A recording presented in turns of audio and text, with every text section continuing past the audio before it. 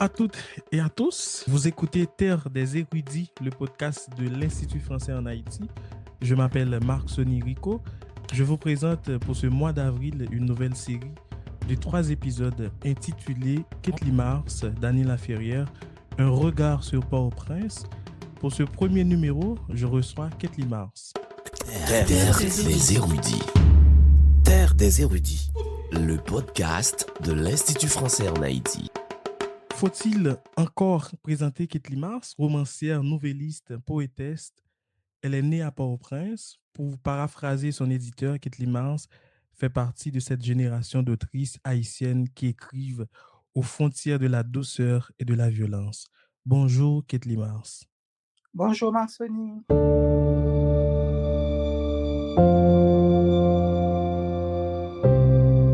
Vous êtes l'autrice de L'heure hybride, Kassalé, Je suis vivant, Saison sauvage.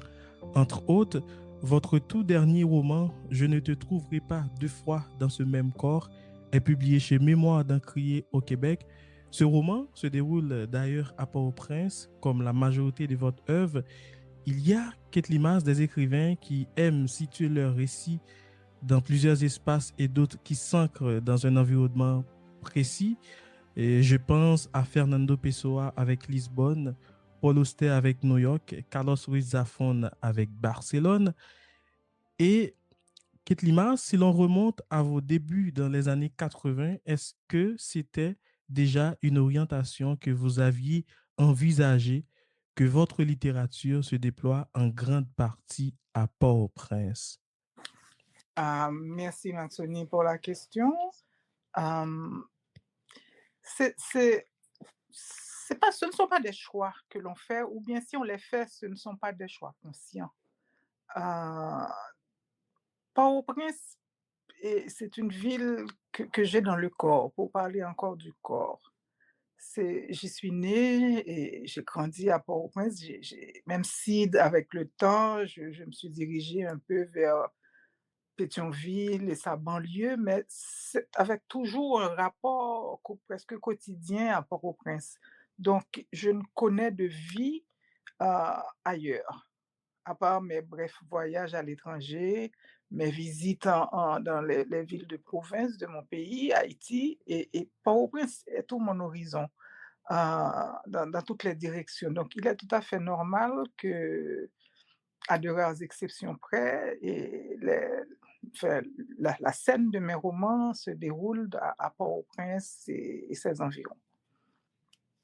Et puis, dans Je ne te trouverai pas 2 fois dans ce même corps, vous évoquez dès les premières pages Port-au-Prince que l'on pourrait presque considérer comme un personnage à part entière du roman. À la page 20, votre regard prend une dimension écologique marquée lorsque vous écrivez On en a marre de la faim, de la fumée toxique des fatras qui brûlent sous chaque pont de la ville. Oui, c'est évident que Port-au-Prince, c'est un corps, et c'est un corps qui souffre.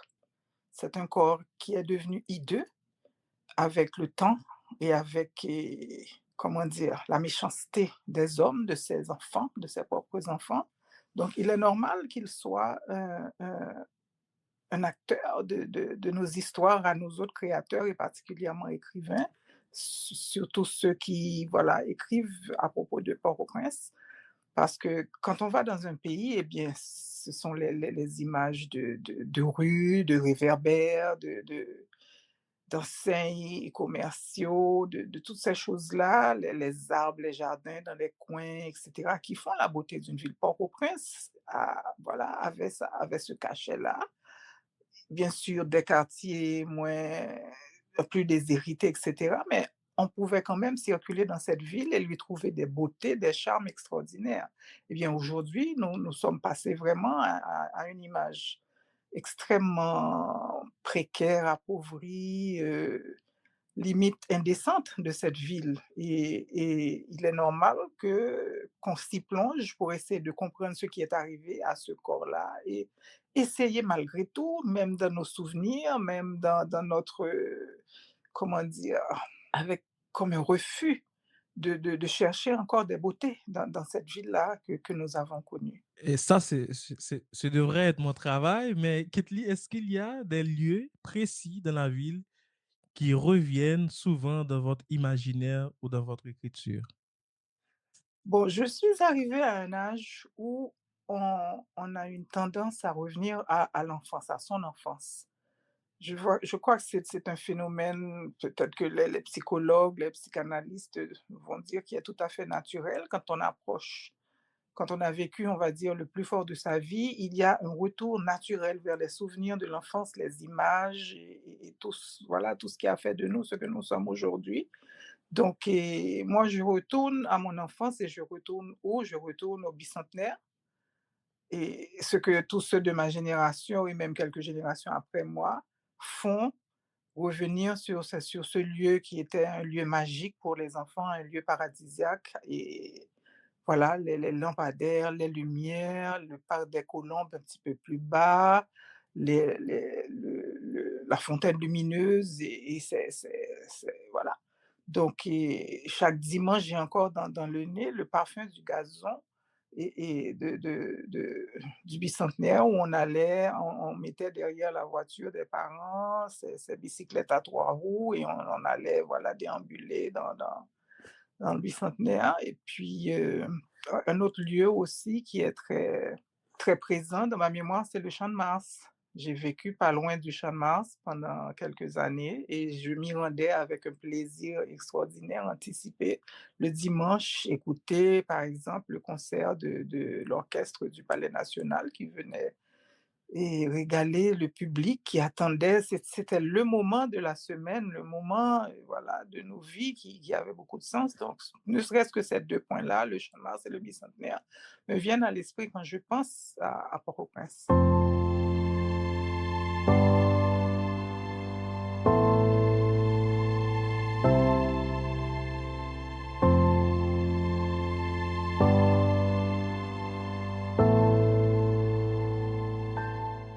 J'aimerais aussi vous entendre sur le fait que votre œuvre explore des espaces très urbains, comme je l'ai dit tantôt.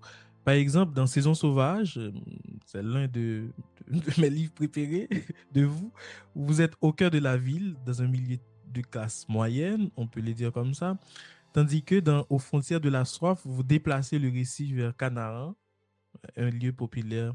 Oui, bon, et Canaan, et c'est une sorte d'appendice, une sorte d'excroissance de Port-au-Prince. Je ne sais pas comment trop le définir, puisque c'est un lieu sans aucune urbanisation. C'est un lieu qui a poussé comme un champignon sous la pression démographique et impossible à Port-au-Prince après le tremblement de terre. Donc oui, et c'était un lieu qui, pour moi, caractérisait de différentes manières à ce qui s'est passé après le tremblement de terre et l'échec de cette reconstruction dont on a tellement parlé et qui avait soulevé tellement d'espoir. Donc, Canaan aussi, par rapport à Port-au-Prince, n'est pas tellement loin de Port-au-Prince, mais il est comme, quoi dirait, voilà, un boyau sorti de Port-au-Prince et qui est devenu ce que l'on sait. Si c'est lié au contexte, comme le séisme dans le cas de Canaran, aux frontières de la soif, c'était après le séisme. Et dans votre dernier livre, on peut dire comme c'est un regard tourné vers le milieu politique parce qu'il y a beaucoup de bouleversements. Bon, c'est inévitable. On ne peut pas être à Port-au-Prince, vivre en Haïti aujourd'hui, et à Port-au-Prince en particulier, qui est l'épicentre de ce séisme que nous vivons au quotidien, sans parler, effleurer, réfléchir, penser, méditer, échanger sur le politique, pas la politique, sur le politique, parce que enfin, le pays, le corps du pays est victime aussi de cette décadence du politique, de cette déchéance du politique que nous vivons aujourd'hui.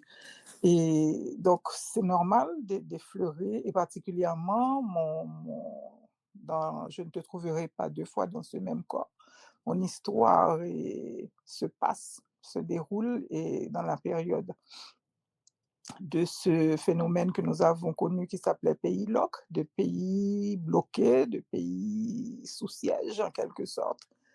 Et tout ça, évidemment, ce ne sont pas des faits isolés, tout ça, ce sont des phénomènes qui découlent de cette politique qui conduit le pays à sa perte. Donc, c'est inévitable, à moins d'être tout à fait inconscient, ou bien de faire un choix délibéré d'être en dehors, d'être dans une autre bulle. Ça peut arriver aussi qu'un auteur soit vraiment en a ras-le-bol justement, ces affaires politiques qui nous détruisent et décide que moi, bon, je vais écrire un livre sur Port-au-Prince, mais un Port-au-Prince qui est dans un cadre utopique, ou bien, je sais pas, un paradis qu'il va créer, mais comment éviter et de parler de politique quand on parle de Port-au-Prince? C'est difficile. Est-ce que aussi quand vous écrivez, est-ce que vous partez d'un lieu précis dans la ville ou est-ce que l'espace apparaît plutôt au fil des personnages et des situations? Bon, je dois dire que ma tendance serait que ça se passe entre Pétionville et Port-au-Prince, on va dire, parce que c'est vraiment, j'arpente cette distance-là régulièrement et donc ça me vient naturellement aussi. Évidemment, je vais penser à d'autres zones comme, je sais pas, le vieux Port-au-Prince tel qu'on le connaissait, la grande rue que j'ai beaucoup fréquentée, le quartier de Bappé, des choses que j'ai toujours fréquentées. Mais comme vous parlez de comment faire le setting, comment mettre en place ces choses-là, oui, les lieux qui me viennent vraiment, ce sont des lieux entre Port-au-Prince et Pétionville.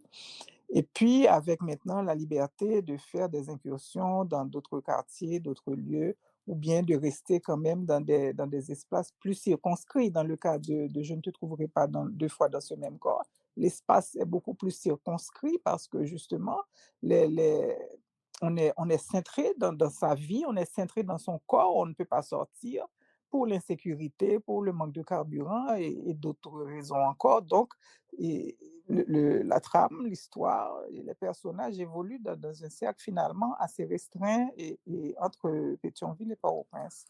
Oui, évidemment, les personnages sont évolués, mais aussi on demande, vos personnages quittent Port-au-Prince dans ce dernier livre.